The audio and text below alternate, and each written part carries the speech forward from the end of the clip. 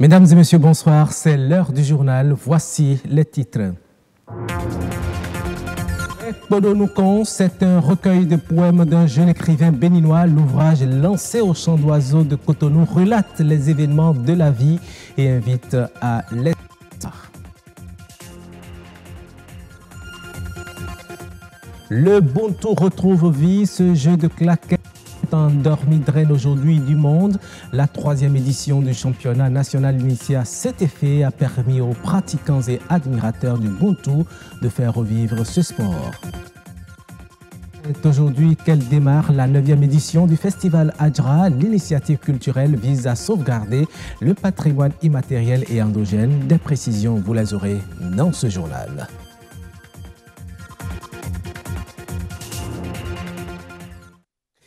Bonsoir mesdames et messieurs à nouveau. Nous ouvrons ce journal par la littérature à travers cette nouvelle parution. Podonoukan, un recueil de poèmes qui porte la signature d'un jeune écrivain. Lionel Yannick Montior, c'est son nom. Le lancement de l'ouvrage a eu lieu découlé au Chant d'Oiseaux de Cotonou. Louis Koudobo, Herman Rodrigue Amégan nous ont scruté quelques vers et proses de ce recueil. Appréciez-en vous-même. Un paysage verdoyant, soutenu par un ciel bleu-azur très lumineux, dans lequel s'extasie en plein cœur de la carte du Bénin un jeune garçon souriant. La première de couverture est évocatrice, et le titre de l'ouvrage l'est encore plus. Podonoukan, sous-titré « C'est encore possible ».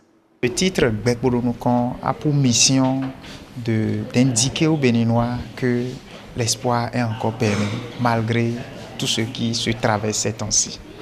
C'est justement toujours ce souci de rejoindre nos contemporains béninois et typiquement ceux de chez nous pour leur dire la littérature peut les rejoindre, la littérature est avec eux et mieux, la littérature partage le souci et le vécu quotidien de chacun des Béninois. Lionel Yannick Montior, nourri à la théologie et à la philosophie, grâce à ses 5 années passées au séminaire, s'érige à travers ce recueil de poèmes comme un thérapeute de l'âme. Le poète a noyé sa plume dans l'encrier de la mélancolie pour accoucher sur ses pages des vers dont la mission est d'essuyer les larmes du désespoir et d'allumer la flamme de l'espoir et de l'espérance. Les thèmes abordés sont diversifiés et en gros l'auteur appelle son lecteur, son public à garder l'espoir. Et il y a également certains textes qui ont une tonalité un peu plus sombre que j'ai un peu baptisé les textes de la catégorie spleen. C'est des textes qui sont assez sombres, qui présentent une vision assez obscure de la vie, assez obscure des réalités de la vie. Voilà un peu en gros ce qu'on peut retenir de ces 25 textes. Après son roman Justice divine et son livre intitulé Dialogue imaginaire entre Jésus et Satan, le lauréat de la Plume d'Or du Bénin en 2016 revient donc à la charge à travers ses 25 poèmes répartis sur 100 pages. Aux orphelins, aux femmes stériles, aux foyers désunis et aux autres personnes affligées, Yannick, dans son manteau de poète, les console, les renforce et leur dit « Podonoukan ». Absolument, Podonoukan. Merci à vous. Herman Rodrigue Amégan. Longtemps endormi, le jeu de claquettes appelé Buntu se réveille peu à peu au Bénin et draine du public. L'association Buntu Sport se donne les moyens pour révéler le Bénin à travers le jeu. À l'occasion de la 3e édition du championnat national initié à cet effet, les pratiquants et admirateurs du Buntu se sont donné rendez-vous pour revivre ce sport. Marcel Achossi nous replonge dans les moments forts de cet événement. Un jeu traditionnel qui constituait pour les jeunes filles de certains pays de l'Afrique une distraction saine. Ce fut un jeu de détente pratiqué depuis de très longues années au Bénin, dans les rues et dans la cour des écoles pendant les récréations. On a vu nos mémés pratiquer ce jeu d'enfance. Voilà, donc c'est un jeu de claquettes tout simplement qu'on joue aujourd'hui et qui a de règles autour. Le Buntu, c'est notre patrimoine culturel. Depuis quelques années, ce jeu est rangé dans l'oubli. Aujourd'hui, Buntu retrouve vie et se pratique en équipe avec des règles bien précises. Tout l'organisme est sollicité, mais il y a des particularités. Il y a 2 équipes qui sont en compétition et là, il y a un système de pas. Quand vous avancez les mêmes pas, ça s'appelle plus. Et quand c'est des pas opposés, ça fait moins. Donc c'est comme ça que se fait le jeu. Et c'est des principes de base déjà lancés tout au début avec les capitaines d'équipe, avant même qu'on se lance au jeu. Donc c'est comme ça qu'on arrive à gagner des points. Maintenant, quand une athlète arrive à jouer, à gagner jusqu'à 6 filles de façon d'affilée, ça fait KO, on appelle ça KO, c'est un bonus pour encourager les filles. Ça fait 2 points qui s'ajoutent aux points de l'équipe.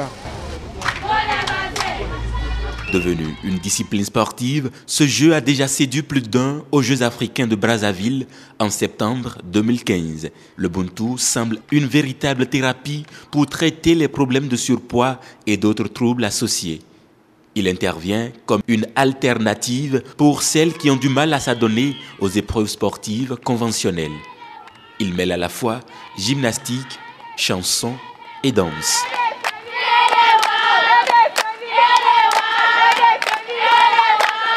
Championne en titre, les Kappa Girls du département du Borgou avec Ariane, la meilleure joueuse.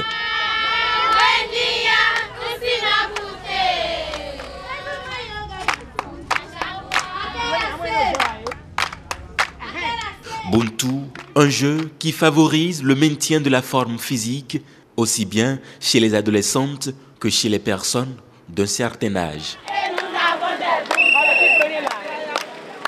Voilà de très belles images que nous a rapportées Marcella Rossi. Merci à vous. Une brève à présent au Nigeria. Les banques commerciales semblent apporter un soutien timide aux ambitions du gouvernement d'Abuja visant à renforcer la diversification de l'économie afin de réduire la dépendance du pays vis-à-vis des produits importés et des exportations de pétrole. Pour les 12 mois achevés le 30 juin 2018, le volume de crédit accordé par ces intermédiaires financiers au secteur de l'industrie a été de 2000 milliards de naira. Pourtant, cela reste plus faible que les 2265 milliards de naira accordés sur les 12 mois de l'année précédente achevée le 30 juin 2017. Et la société de microcrédit américaine Finca International, une plateforme dédiée au financement des entreprises sociales en Afrique. Il s'agit d'une structure qui fournit des capitaux ainsi qu'une assistance avant et après investissement à des entreprises sociales à fort impact et qui propose des services et produits contribuant à améliorer le niveau de vie des familles à faible revenu. Les sociétés installées au sein des pays émergents et proposent des solutions innovantes dans les domaines de l'énergie, de l'eau, de l'éducation, de la santé, de l'agriculture et des technologies financières seront les principaux cibles de Finca. La nouvelle plateforme a déjà réalisé des investissements au sein de 6 entreprises sociales, parmi lesquelles NZ Education, une plateforme d'apprentissage interactif ciblant les élèves, les enseignants et les entrepreneurs.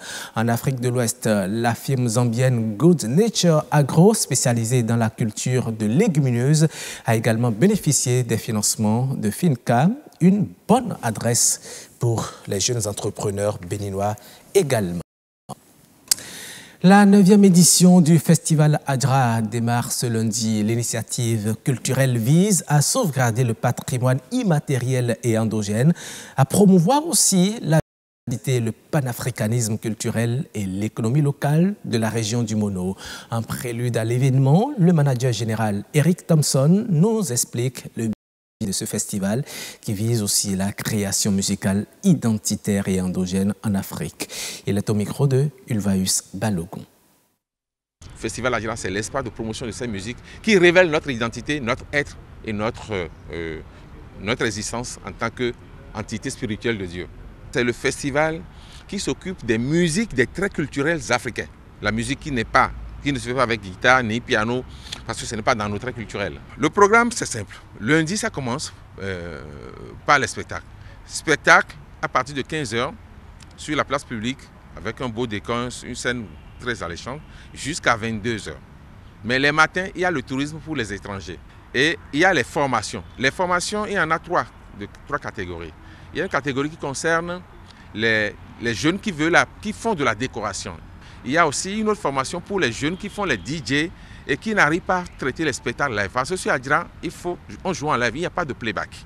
Et ensuite, il y a maintenant une formation sur la sécurité alimentaire pour les potières, les associations groupant de femmes potières. Aujourd'hui, vous pouvez loger assez.